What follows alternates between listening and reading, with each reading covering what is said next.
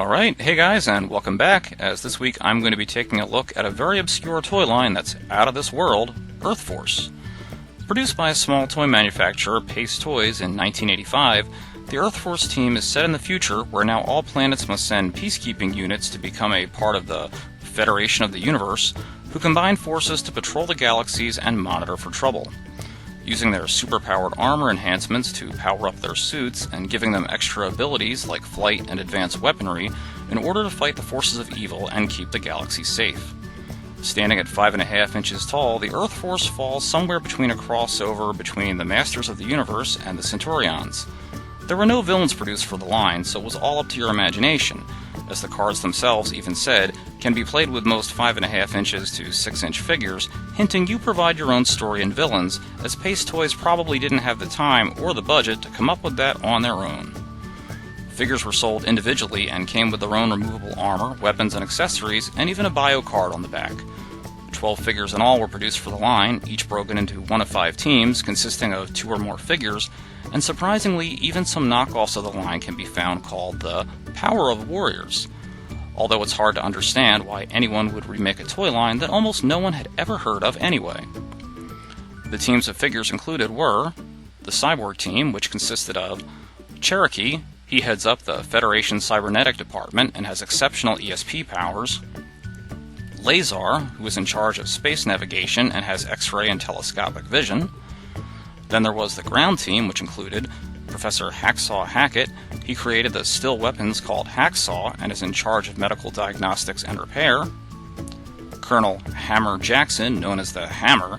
He has superior skills in hand-to-hand combat and can disable robots and other beings with his deadly blows. There was also the Flight Team, which included Major Blaster Barton, space weapons commander called the Blaster, in charge of all space battle tactics and weapons. Commander Comet Kelly, flight commander nicknamed Comet because he was the first being to successfully navigate through a comet. You also had the Explorer Team, which consisted of Dr. Red Roger Wolf. Dr. Wolf heads up the Explorer Team, called Red because of his red hair and having been born on the red planet Mars. Red invented the particle beam referred to as the Trap. All of the Explorer Team members use the Trap in their quest of new discoveries of the universe. Professor Adam Orton Adam.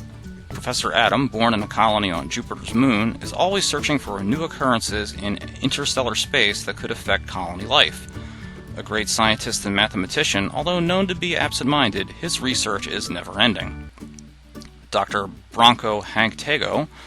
Professor Doc Tego was born in space to a pioneering research team, feels the universe is his home, and he is made of stardust. Nicknamed Bronco because he operates his rocket pack like a cowboy. Fun-loving and wisecracking Branco is always seeing humor even when faced with a threat from aggressive aliens. He believes we have not touched or dreamed of the vastness and beauty offered to humans by the cosmos. You also had the Star Rangers, which include Colonel Newt Ned E. Utron. Colonel Neutron, called Newt, heads up the Star Rangers. Newt was the first to use the new blaster and has the most powerful system created to date. His knowledge of science and caring of humans makes him one of the most respected leaders in space. Captain Don Oppler. Captain Don Oppler, called Doppler because of the sound pitches used by him when energizing his automatic immobilizing reload system. Using pitches, he can reflect, bend light and sound waves, or immobilize the enemies for 12 hours or more. Major Bart Nigel. Major Nigel, nicknamed Backfire. He creates a cloud effect when energizing his system that is used as a decoy, reflective, or protective screen. Aliens call him the Ace of Space. Aside from a somewhat valiant effort by a very small and unknown toy company, the Earth Force would not turn out to be the big success Pace Toys had hoped for. Only 2 waves were released for the series, and by the end of 1986, the line was cut short due to financial difficulties and bringing this once starbound toy line's dreams of success back down to Earth. Alright, so now let's take a look at a few of the Earth Force action figures that I have in my collection. Now, one thing I have to say right off the bat is these things are really, really, really rare to find. There's barely anything known about the toy franchise at all. Pace Toys was an extremely small toy company, so it is unbelievably rare to find these at all, let alone with any of their accessories. So I'm very lucky to have these two in my collection. I got them very cheaply, so on a plus note, usually, since people have no idea what they are, when you find them around at flea markets or thrift stores or things like that, people usually have no clue what they are, because they just have that generic Masters of the Universe type look, or a Rambo action figure, or, you know, like I said, when they have their accessories on, they do kind of look like Centurion, so it's kind of hard to place them, and they just look like typical generic 80s 5.5-inch figures. So first, let's take a look at, this is Captain Adam Orton. Adam is a very unusual name, as his middle name is the same as his last, Atom, A-T-O-M. And he's a very unusual looking figure. I really like the color scheme, though. It's very imaginative and very wild. He has this kind of teal suit with the white ribbings up at the top, his little insignia along his collar.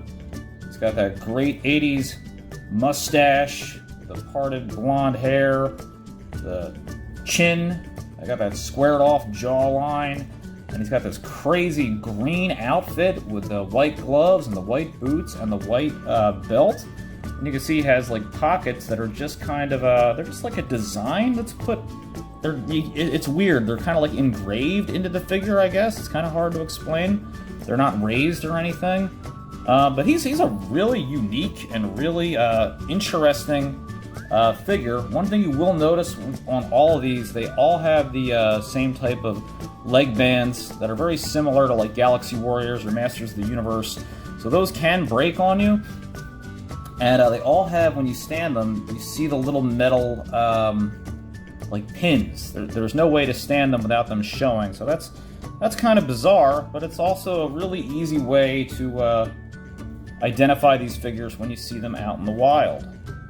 So I think he's really neat. Like I said, they stand at about 5.5 inches tall. You can easily give them pretty much any accessory they can hold, you know, whether it be Masters of the Universe, you know, Rambo, whatever, swords, guns, anything, flags, whatever, you know, so you can really do whatever you want with them. And it's such an unusual toy line because there's no villains at all ever produced for it. It's all just heroes. So, you know, you can tell it was really Pace Toys just trying to make a quick buck off of, you know, seeing other franchises succeed, like Thundercats, G.I. Joe, Masters of the Universe, and they just rushed it and had absolutely no time, and they're like, well, we got the heroes out, the heck with it, you know, hey, you can put them in any toy line you want, and there you go, there's the villains. We didn't have to come up with any on our own.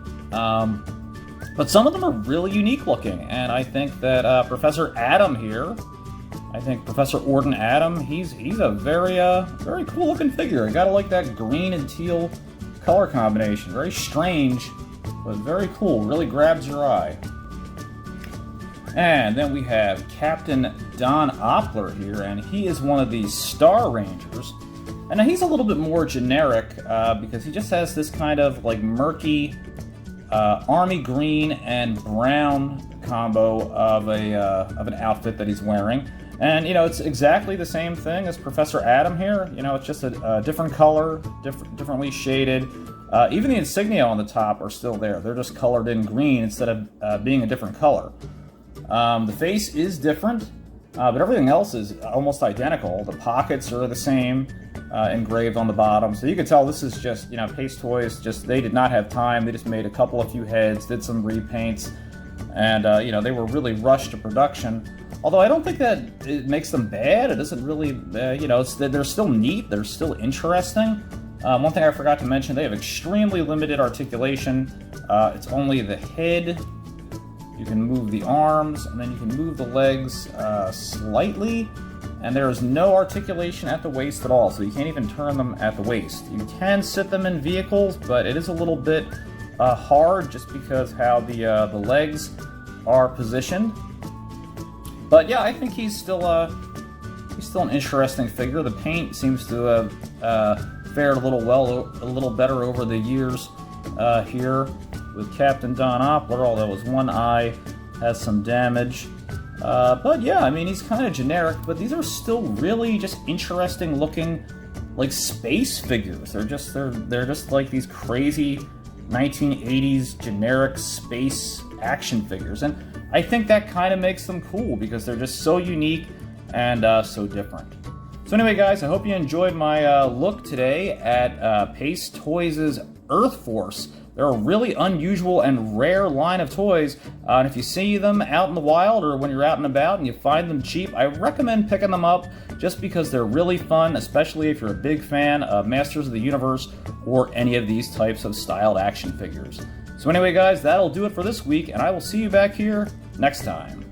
Hey guys, if you liked the video that you just watched, don't forget to hit that subscribe button down below, and you can follow me at Facebook at King of Retro or Twitter at #8ByteBrian. See you next time!